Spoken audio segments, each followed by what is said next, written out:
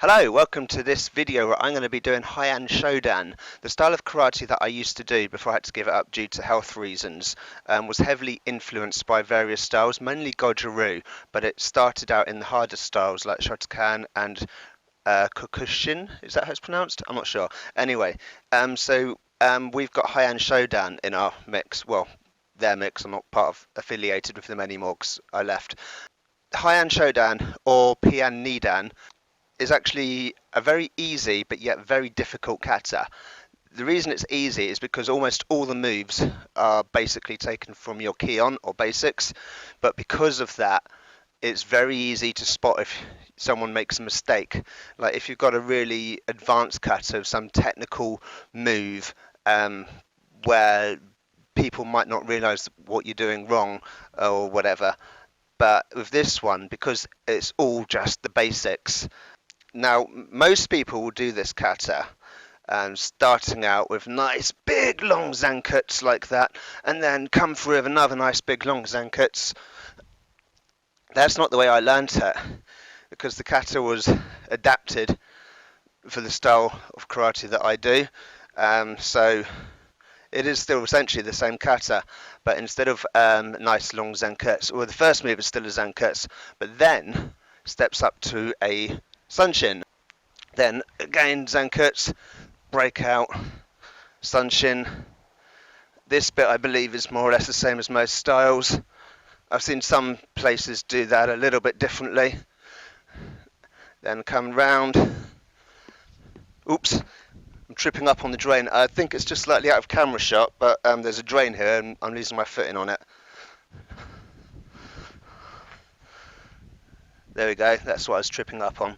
It's one of my favourite katas because, well, it's the first one I learnt, so I've known it the longest, but also because it's so diverse. There's so many different bunkai or application you can do with it. Like, for example, just the opening move, whether you go from here or here, whatever. This move alone, I mean, what am I doing here? Traditionally, you might think blocking a kick, but this could be attacking a kick. I know someone that used to like to do that. If you're coming in doing partner work, he would do that and almost do that as a strike to the leg and then a strike, or it could be just a nice smooth block. Then again, anything with a Rycote or pullback could be a grab. Grab, pull onto you. So that's imagine there's someone standing here and pulling them on, pushing them off. Basically, any kata or any scenario with a pullback, always imagine that you could be grabbing someone and pulling them in. And then coming around here, again, block. Now you've got your classic breakout here. And the way we used to teach it was always, which way was it? I think it was for a cross grab, breakout, hit the nose. It's been a while. It would be a lot easier if I had someone standing in opposite me. But even so, if you do it the other way, if your attacker grabs the other wrist, you can turn it around into a arm lock, and then you kind of imagine there's someone standing there bent over facing the tree there. So that's a nice little maneuver. And then again,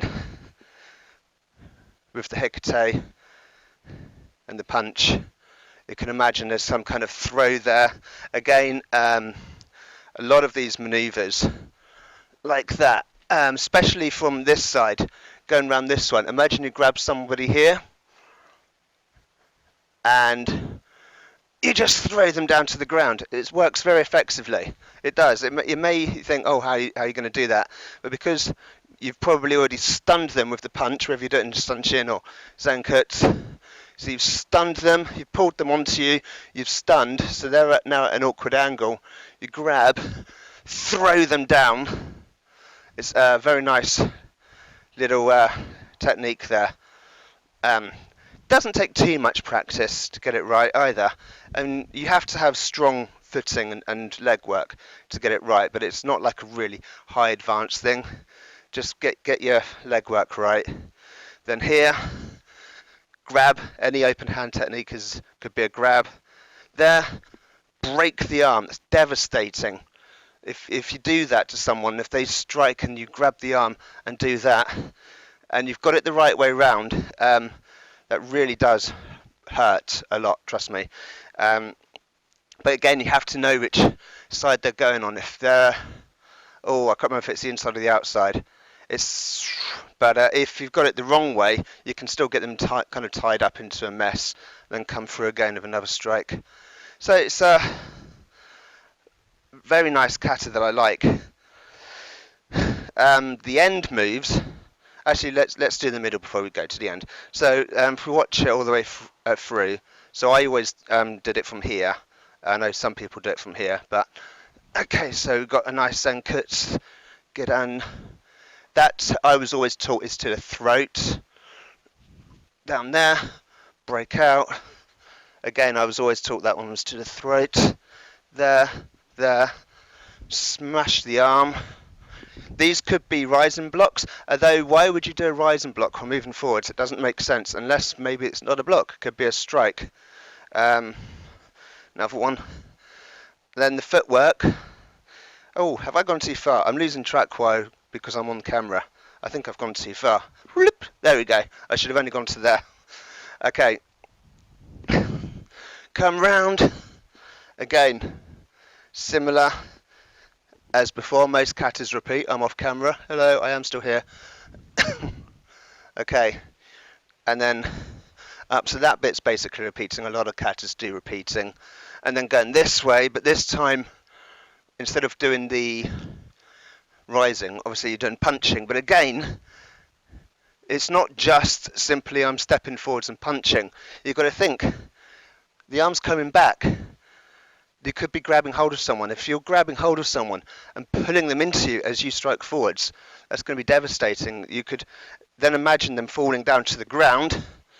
Now here, a lot of styles will do Kokotsudachi. I'm going into Nikarachidachi, and I'm doing I can't say it, Hikayuke. But again, open block or strike doesn't really make much difference. Again, these moves are very nice and fluid. It's just an all-round nice kata that I actually do quite like a lot. Also, a good thing about this kata, if you're restricted for space, you can still practice it. So you may have noticed I kind of wandered off the camera a little bit there. So imagine you're in a really confined space. You can still do this one. Okay, so if I'm here, I do the Zenkutsu as normal. Now I'm going to step up to Sunshin. So all this looks normal. Now this is where you can save space. Instead of stepping through, step up and step back. Step up, step back.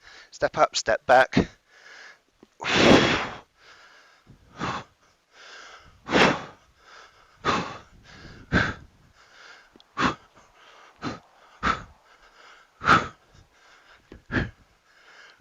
I know these Nikarachidachis are a bit lame, but anyway, I was just showing you that this kata in particular, you can practice it anywhere. You don't need a lot of space to do it. You don't need all the movement up and down. You can actually literally just do it in a very small confined space. That's one reason I really like it. And again, it has all your basics, well, most of your basics. So it's got your punching, it's got your blocking, and other blocking. It's got your stances, whether you're doing your Zenkutsu, your Sunshin, your Nikarachidachi, or your Kokotsudachi. It's just a really nice rounded kata, and there's so many different applications that you can do with it.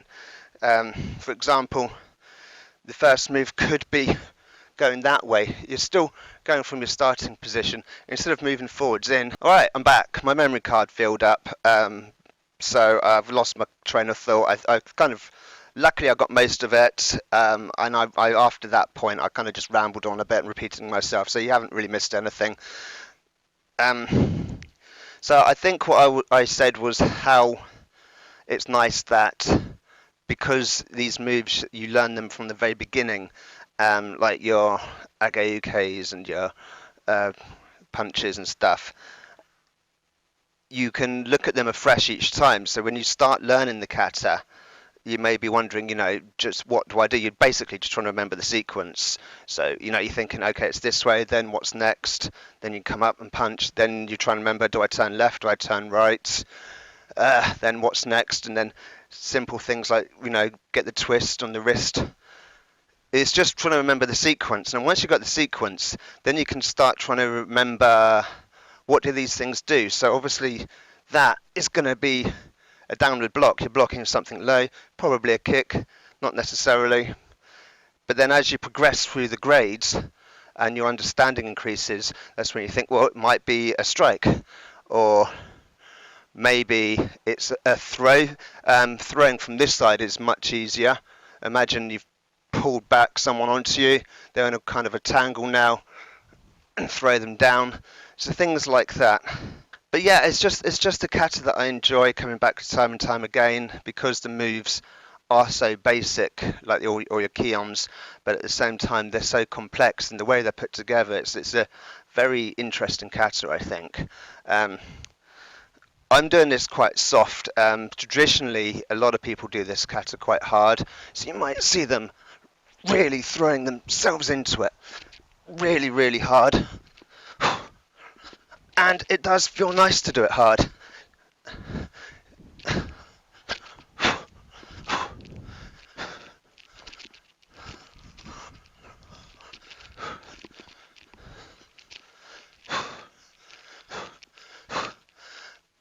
But I now prefer to do everything a lot softer. I do all my katas a lot softer now, since I'm no longer affiliated with any system, because I left due to my health. I even do things like my funchin, nahanshi, taki, however you want to call it. I do that a lot softer. This is traditionally a very hard kata. I'll show you the rest of that in another video. But I've just softened up everything generally to fit my health, because my health is bad. I can't do these katas hard without wearing myself out and making myself ill, so which is why I've had to adapt everything. So now I will do the kata quite soft, not like Tai Chi soft, but at the same time I do all my katas a lot smoother now, a lot more fluid, a lot more relaxed, to fit my health. Because I have to, basically. Right. Alright, so yeah, I hope you enjoyed that. I'm going to be doing the other katas I know later videos, and I'll see you soon. Bye.